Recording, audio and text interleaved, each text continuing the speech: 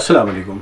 वालेकुम अस्सलाम, अस्सलाम वालेकुम। खैर मकदम है आपका Q&S में। Thank you very much sir. सबसे पहले मेरे नाजरीन को आप अपना नाम बताएं। मेरा नाम नायक कुयूम है। मैं क्रीरी डूरू डिस्ट्रिक्ट अनंतनाग से बिलोंग करता हूँ सर। मेरी जर्नी है वो 6th स्टैंडर्ड से स्टार्ट हुई है। मेरी पढ़ाई लोकल एक स्कूल से हुई है, FAD इंग्लिश मीडियम स्कूल करके, जहाँ से मतलब जो पिच है इनोवेशंस का मुझे उसी स्कूल से मिला है। जब मैं 6th स्टैंडर्ड में था सर, मैंने एक बेसिक इनोवेशन पे एक आइडिया पे काम कर रहा था, जो कि ग्राउंड लेवल की प्रॉब्लम थी। वो थी राइस सेपरेशन, जो कि हैक्टिक है बहुत। उसमें 5-6 दिन हमें लगते थे। मैंने एक ऐसी मशीन तैयार की जिससे हमें आधे दिन में वो काम ख़त्म कर सकते हैं। फिर सर उसके बाद मैं हायर सेकेंडरी स्कूल में गया, बट रीज़न ये था कि मैं इनोवेशंस को भी अपने साथ लेना चाहता था, चलाना चाहता था। फिर बात हुई, मेरे उतने अप्रोच नहीं थे कि किसी के साथ मैं अपने ख़यालात आइडियाज़ शेयर करता था, बट मेरे पास कोई अप्रोच नहीं था। फिर उसी स्कूल लाइफ में मुझे एक ऐसा बंदा मिला जिन्होंने बोला कि हाँ, आपको मैं कश्मीर यूनिवर्सिटी तक लूँगा, आप वहाँ पे अपने प्रोजेक्ट्स उनके साथ डिस्कस करो। मैं बेसिकली बिलोंग करता हूँ एक मिडिल क्लास फैमिली से, जो कि एक 6th 7th स्टैंडर्ड का बच्चा, जिसको कुछ पता नहीं थी कि बाहर क्या चलता है, कि हमारे अनंतनाग के बाहर क्या है। तो वो बंदा मुझे लेके गया कश्मीर यूनिवर्सिटी, एंड वहाँ पे मैंने अपना प्रोजेक्ट उनके सामने रखा। बट द थिंग वाज कि उनको शायद लगा कि ये एक छोटा बच्चा है जो अपने ख़यालात, अपने आइडियाज़ हमारे साथ शेयर करता है। उनका फीडबैक कुछ यूँ मिला कि आप अभी बच्चे हो, तो आप अभी पढ़ाई पे ध्यान दो, ये सब करने के लिए बड़े बड़े साइंटिस्ट बैठे हुए हैं। तो मैंने उनके लिए एक प्रॉब्लम उन दिनों मैंने ली थी एयर पोल्यूशन को लेके। जो कंसेप्ट था वो काफ़ी उनको लगा कि यार ये बच्चा इस बड़े कंसेप्ट के बारे में कैसे बात कर रहा है। फिर वहाँ से निकल के सर मैं थोड़ा डिप्रेस भी हुआ, बट मुझे एक बात करती थी हमेशा कि आपको आगे बढ़ना है, आपको इनोवेशन फील्ड में कुछ ना कुछ करना है। तो उन्हीं दिनों मेरे अब्बू ने मेरे लिए एक साइकिल गिफ्ट करी, जो कि आई डोंट नो कि कहाँ से उन्होंने लाई, कहाँ से उसका वो किया था सारा कुछ। एंड उनकी तरफ से जो गिफ्ट था, मेरे माइंड में अभी भी इनोवेशन रिलेटेड ही चल रहा था। तो मैंने सोचा उस टाइम कि मैं इस बाइसिकल को भी किसी न किसी बड़े इनोवेशन में कन्वर्ट कर दूंगा। तो उन दिनों प्रॉब्लम थी विनोइंग की, जो कि विनोइंग में हमें बेसिकली 5-6 दिन लगते हैं, 2 से 4 बंदे उसमें इन्वॉल्व होते हैं। तो मैंने इस बाइसिकल को बना के एक ऐसी मशीन तैयार की जिसको एक ही बंदा चला के ईजीली विनोइंग कर सकते हैं, एंड वो 2 से 3 लेबर्स हमारे बचाता था। फिर उसके बाद मैं हायर सेकेंडरी स्कूल में गया, जो कि अनंतनाग में FM higher secondary. Innovations continue रही मेरी, और थोड़े अप्रोच भी बढ़ने लगे मेरे, और IIT दिल्ली तक मेरा इन टच था। प्लस मैं उसके साइड वाइज यहाँ से इनोवेशन के रिगार्डिंग मोटिवेशन स्पीकिंग करता था, एंड बहुत सारे बच्चे मेरे साथ ऐड होना स्टार्ट हो गए जिनके मन में भी वैसा था, जिनके दिमाग में भी कुछ ऐसे इनोवेशंस थे। 5-6-7 प्रोजेक्ट्स तो मैंने बनाए हैं, प्रोटोटाइप वर्केबल मॉडल्स जिनको हम बोलते हैं, जो कि 100% काम करते हैं। और उसके बावजूद मेरे पास कुछ ऐसे आइडियाज़ हैं जो अभी दुनिया में नहीं है, वो भी होंगे लगभग 20 से ऊपर ही आइडिया वो होंगे। अब अगर मुझे सपोर्ट नहीं मिल रहा है, अब मैं अपनी कमज़ोरियों को ही अपनी ताकत बनाऊंगा। जो मैं मशीनरी में कुछ ऐसे काम भी करता था, जो हमें इक्विपमेंट्स बाज़ार से लाते थे, वो मैं घर पे बनाता था। आई थॉट कि मेरे पास अगर इस रिलेटेड टैलेंट है तो इसको मैं वेस्ट नहीं होने दूंगा। मैंने 3 डेंजरस गैसेस पे काम किया, कार्बन डाइऑक्साइड, मोनोऑक्साइड, मीथेन।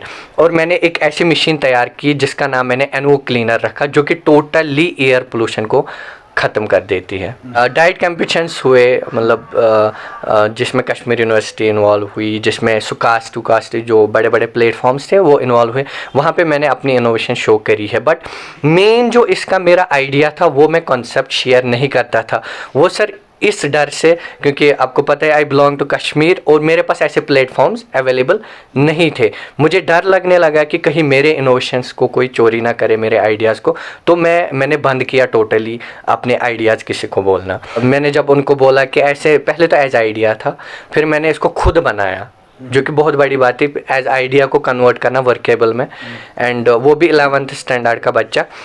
तो उन्होंने तो अप्रिसिएशन बहुत दी, यार आपने बहुत अच्छा काम किया, आप ऐसे चलते हो, बस कंधे पे हाथ रख के शाबाशी दे के चले गए। दैट वाज द एंड कि बस यही होता गया।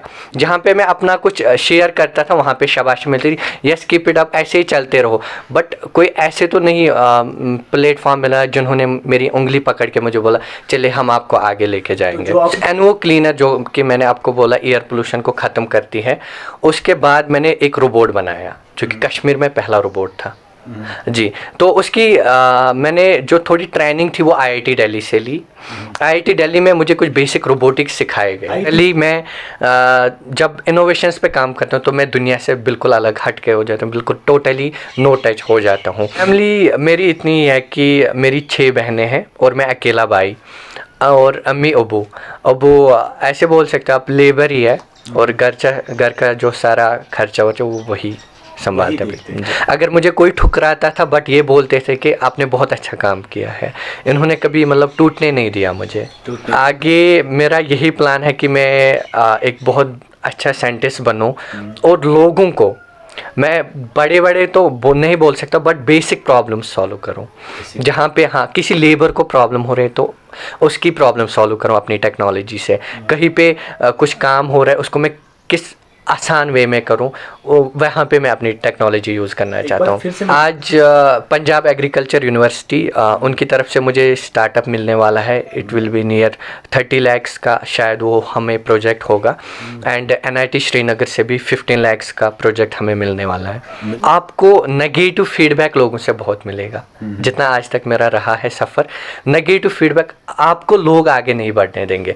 जो भी आपके पास छोटा भी टैलेंट है ना, यू थिंक कि वो दूसरे के पास नहीं है, तो उसी एक बात को आप पकड़ के आगे चलो, एंड आगे इंशाल्लाह आपको कामयाबी तो मिलेगी ही मिलेगी। जैसे कि मैंने स्कोप की बात करी आपसे कि स्कोप ज़्यादातर कश्मीर से बाहर ही है, क्योंकि यहाँ पे ज़ीरो नॉलेज है लोगों को रोबोटिक्स के बारे में। दैट वाज द पॉइंट कि जहाँ पे मैं पिच हुआ कि कुछ चीज़ की तो कमी है कश्मीर में। ऐसा रोबोट तैयार किया जिसको हम यूज़ कर सकते हैं। अगर कहीं पे आग लगे तो हमें अंदर की इंफॉर्मेशन नहीं होती है, ठीक, तो इस रोबोट को हम वहाँ बेच सकते हैं। ये टोटली फायर प्रूफ है, अनब्रेकेबल है, वाटर प्रूफ है। तो अंदर की ये फुटेज हमें बाहर दिखा सकता है कि अंदर क्या क्या चल रहा है। और एक सर इसकी बहुत बड़ी बात ये है कि मैं इसको रिमोटली कंट्रोल कर सकता हूँ। बट इस रोबोट को ये पहली बार हुआ कि मैं इस रोबोट को अगर ये दिल्ली में रोबोट है मैं कश्मीर से इसको कंट्रोल कर सकता हूँ, जो कि बहुत ज़्यादा बड़ी रेंज है, क्योंकि मैं इसको अपनी सिम कार्ड पे कंट्रोल करता हूँ। हाँ, जहाँ कि आपकी रेंज होगी फ़ोन करने की उतना ज़्यादा मैं इसको कंट्रोल कर सकता हूँ उतने। इसकी वर्किंग ऐसी है कि ये मेरा रेटिना पहचानता है, मेरा टच पहचानता है, लाइट सेंसिंग है इसके बारे में, मतलब सारा नॉलेज है इसको, इस रोबोट को, कि कहाँ पे ब्लैक है, कहाँ पे वाइट है, कहाँ से मुझे चलना है, कहाँ पे ऑब्स्टेकल है। जैसे आगे मुझे कुछ पेड़ वेड़ आया, मुझे कहाँ से राइट टर्न करना है, लेफ़्ट टर्न करना है, कहाँ पे पानी है, तो सारी सेंसिंग इसमें अवेलेबल है। एक पॉइंट है जो कि बहुत ज़्यादा हर्ट करती है, मैं रियलिटी बोलूँगा, क्योंकि आपको मैंने बोला शाबाशी हर साइड से मिलती है बट आज तक सपोर्ट नहीं मिला। अभी जैसे कि मैंने आपको बोला मैं एज मोटिवेशन स्पीकर काम करता हूँ। मैं स्टूडेंट्स का माइंड जो है वो इनोवेशंस की ओर मतलब करना चाहता हूँ अप्रोच उनका, एंड मैं उसी पे काम कर रहा हूँ। अभी मेरे साथ होंगे 2000 से ज़्यादा स्टूडेंट्स।